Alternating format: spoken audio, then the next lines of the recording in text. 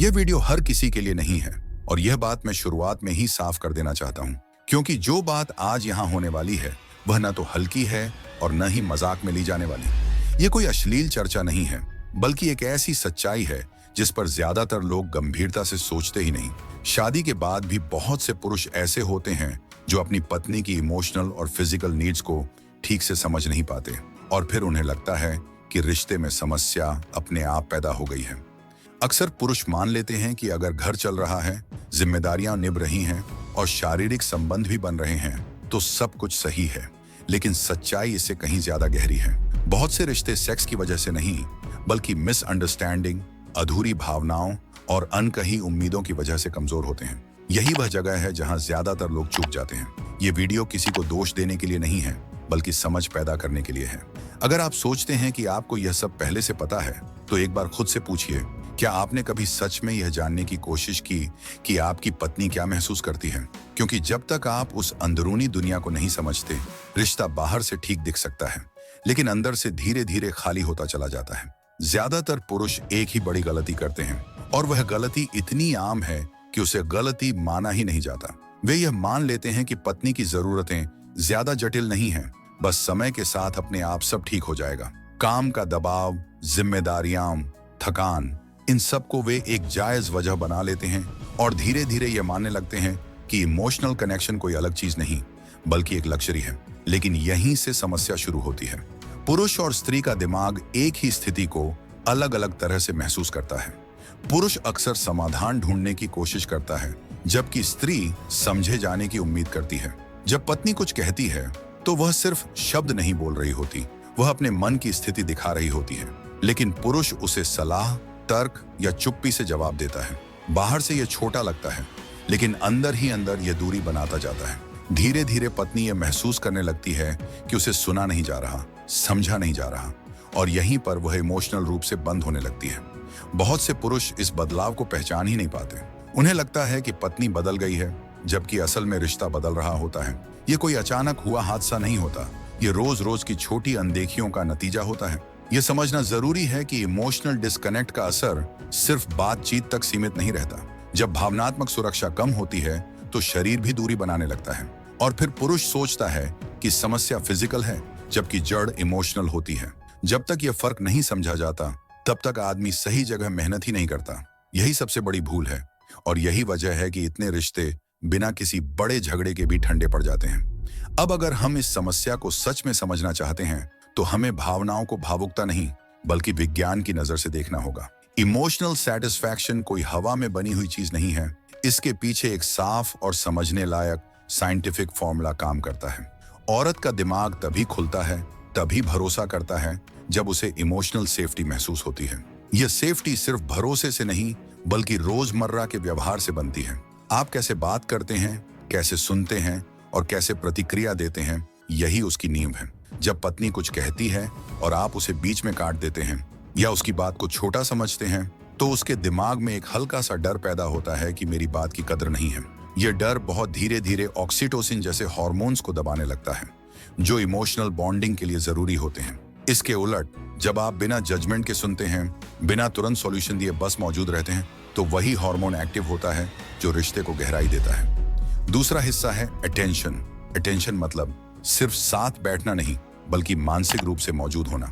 Mobile हाथ में लेकर आधा दिमाग कहीं और रखकर दी गई अटेंशन दिमाग पहचान लेता है। पत्नी तब खुद को अकेला महसूस करती है, भले ही आप सामने बैठे हों। तीसरा और सबसे अहम हिस्सा है वैलिडेशन। इसका मतलब यह नहीं कि हर बात से सहमत होना है, बल्कि यह मानना है कि जो वह महसूस कर रही है वह उसके लिए सच है। जब ये तीनों चीजें, सेफ्टी, अटेंशन और वैलिडेशन, साथ आती हैं, तब इमोशनल सेटिस्फैक्शन पैदा होता है। और यही वह जमीन है जिस पर फिजिकल क्लोजनेस अपने आप पनपती है। इसके बिना रिश्ता चलता तो है, लेकिन जुड़ा हुआ नहीं रहता। यही साइंटिफिक सच है जिसे समझना जरूरी है। अब बात करते हैं उस हिस्से की जिसे ज्यादातर लोग सिर्फ शरीर से जोड़कर देखते हैं, जबकि उसकी जड़ दिमाग में होती है। फिजिकल नीड्स को लोग अक्सर एक स्विच की तरह समझ लेते हैं, जैसे मन हुआ और सब शुरू हो गया। लेकिन हकीकत में औरत का शरीर तभी प्रतिक्रिया देता है जब उसका दिमाग सुरक्षित और शांत महसूस करता है। थकान, तनाव, डर या मन में जमा हुई नाराजगी, ये सब सीधे शरीर की इच्छा को बंद कर देते हैं। ये कोई बहाना नहीं, ये शरीर की जैविक प्रतिक्रिया है। जब दिन भर पत्नी का दिमाग 100 जिम्मेदारियों में उलझा रहता है, जब उसे यह महसूस होता है कि उसे सिर्फ एक भूमिका निभानी है, तब शरीर अपने आप पीछे हटने लगता है। ऐसे में अगर पुरुष सिर्फ नजदीकी की उम्मीद लेकर आता है तो टकराव होना तय है। यहाँ गलती किसी की नीयत में नहीं, समझ की कमी में होती है। विज्ञान कहता है कि स्ट्रेस हार्मोन कॉर्टिसोल जब ज्यादा होता है तब डिजायर से जुड़े हार्मोन्स दब जाते हैं। इसीलिए फिजिकल इंटीमेसी की शुरुआत शरीर से नहीं, माहौल से होती है। माहौल मतलब सिर्फ कमरा या समय नहीं, बल्कि वह एहसास जो आप पैदा करते हैं। क्या आपकी मौजूदगी से उसे आराम मिलता है या दबाव? क्या वह आपके साथ खुद को खुला महसूस करती है या सावधान? जब पत्नी को यह भरोसा होता है कि यहाँ उससे कुछ छीना नहीं जाएगा बल्कि उसे समझा जाएगा, तभी उसका शरीर सहयोग करता है। यही वजह है कि जब इमोशनल बॉन्डिंग मजबूत होती है तो फिजिकल क्लोजनेस में ज्यादा एफर्ट नहीं लगाना पड़ता। एक और बड़ी सच्चाई यह है कि औरत के लिए टाइमिंग बहुत मायने रखती है। उसका मन और शरीर एक साथ तैयार होना चाहते हैं। जल्दबाजी, तुलना या एक्सपेक्टेशन इस प्रक्रिया को तोड़ देती है। फिजिकल सेटिस्फैक्शन कोई परफॉर्मेंस नहीं बल्कि रिस्पॉन्स है, और यह रिस्पॉन्स तभी आता है जब सामने वाला इंसान नहीं बल्कि पूरा इंसान महसूस होता है। इसे समझ लेने से रिश्ते में दबाव कम होता है और अपनापन अपने आप बढ़ने लगता है। अब जरा उस सच्चाई पर आते हैं जिसे मानने में अक्सर आदमी को सबसे ज्यादा तकलीफ होती है। शादी के बाद भी बहुत से लोग ऐसे हैं जिन्हें यह ही नहीं पता कि एक रिश्ता असल में कैसे काम करता है। वे सोचते हैं कि प्यार अपने आप चलता है, समझ अपने आप आ जाएगी और समय के साथ सब ठीक हो जाएगा। लेकिन समय अपने आप कुछ ठीक नहीं करता। समय सिर्फ वही बढ़ाता है जो पहले से मौजूद होता है। अगर समझ नहीं है तो दूरी बढ़ती है। कई बार ऐसा होता है कि पत्नी धीरे धीरे चुप हो जाती है। वह शिकायत करना कम कर देती है, बहस नहीं करती, सवाल नहीं पूछती।